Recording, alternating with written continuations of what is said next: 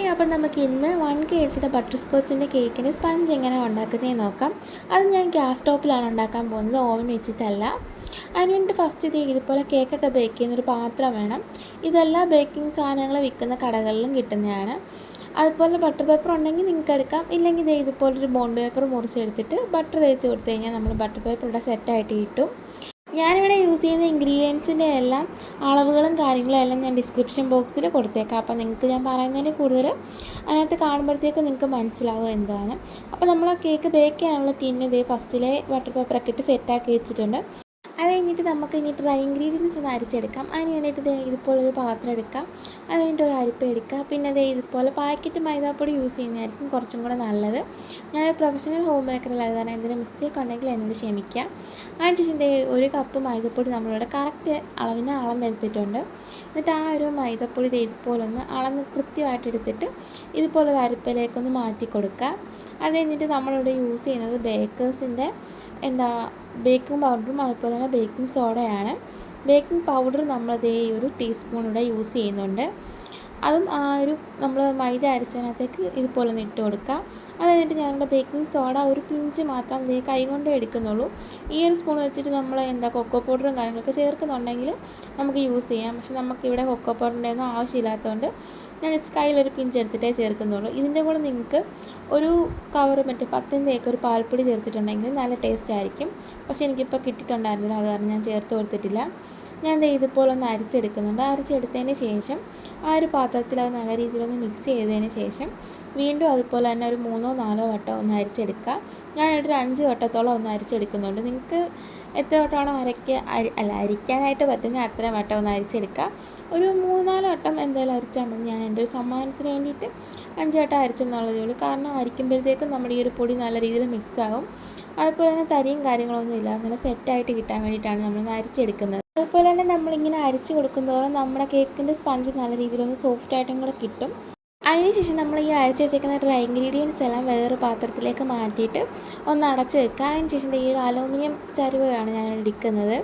അതിനകത്തേക്ക് ഇതുപോലെ തളയെന്നാണ് നമ്മളിവിടെ പറയുന്നത്.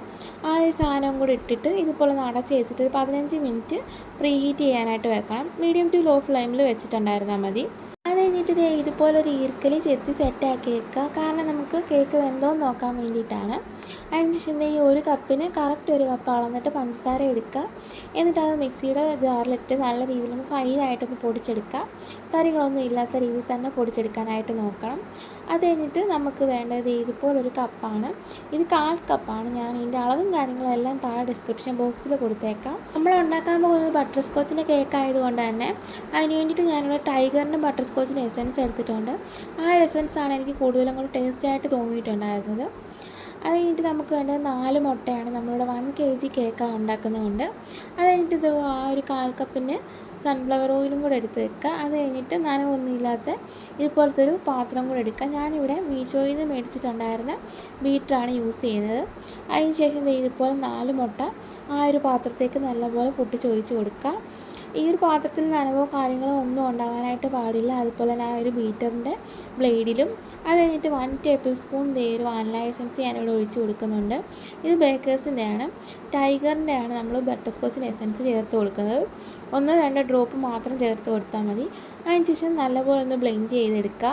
അതിന് ശേഷമാണ് നമ്മൾ പൊടിച്ച് വെച്ചേക്കുന്ന പഞ്ചസാര 3 പ്രാവശ്യമായിട്ട് ഇങ്ങനെ പതുക്കെ ആയിട്ടൊന്ന് ചേർത്ത് കൊടുക്കുക. കുറച്ചായിട്ടേ ചേർത്ത് കൊടുക്കാവുള്ളൂ, ഇല്ലെങ്കിൽ അത് കട്ട പിടിച്ചിരിക്കാനും നല്ല രീതിയിൽ മിക്സ് ആവാതിരിക്കാനായിട്ട് ചാൻസ് കാണും. പഞ്ചസാര നല്ല രീതിയിൽ മിക്സ് ആയിട്ടില്ലെങ്കിൽ നമ്മുടെ കേക്കിൽ അവിടെ ഇവിടെ ഇങ്ങനെ വേകാത്ത മാതിരിയൊക്കെ ഉണ്ടായിരിക്കും. അങ്ങനെ വരാതിരിക്കാനാണ് നമ്മൾ പഞ്ചസാര നല്ല രീതിയിൽ പൊടിച്ചിട്ട് ഇങ്ങനെ പതുക്കെ കുറച്ചായിട്ട് ചേർത്ത് കൊടുത്തിട്ട് നല്ല രീതിയിലൊന്ന് മിക്സ് ചെയ്തെടുക്കുന്നത്. കട്ടകളും തരികളും ഒന്നും ഇല്ലാത്ത രീതിയിൽ നല്ല രീതിയിലൊന്ന് മിക്സ് ആക്കി എടുക്കുക. അതിനുശേഷം കേക്ക് നല്ല ഫ്ലഫി ആയിട്ട് വന്നതിന് ശേഷം നമ്മൾ സൺഫ്ലവർ ഓയിൽ 1/4 കപ്പ് ചേർക്കുന്നുണ്ട്. ഒറ്റയടിക്ക് ചേർക്കാത്തതിനേക്കാളും നല്ലത് ഇങ്ങനെ കുറച്ചായിട്ട് ചേർത്ത് കൊടുക്കുന്നതാണ്.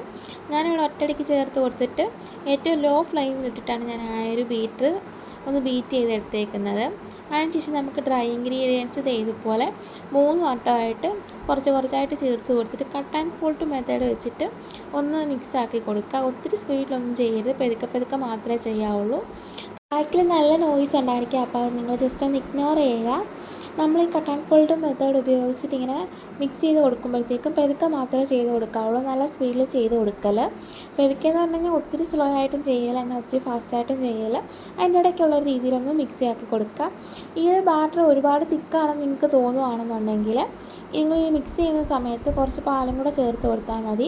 അതിന് ശേഷം നമ്മൾ ആ ഒരു സെറ്റ് ചെയ്ത് വെച്ചിരിക്കുന്ന കേക്ക് ടിൻ എടുക്കുക, അതിലേക്ക് ഇതുപോലെ ആ ഒരു ബാറ്റർ ഒന്ന് ഒഴിച്ച് കൊടുക്കുക. അപ്പോൾ ഈ ഒരു കൺസിസ്റ്റൻസി കാണുമ്പോൾ നിങ്ങൾക്ക് മനസ്സിലാകുന്നതാണ് റിബൺ കൺസിസ്റ്റൻസി.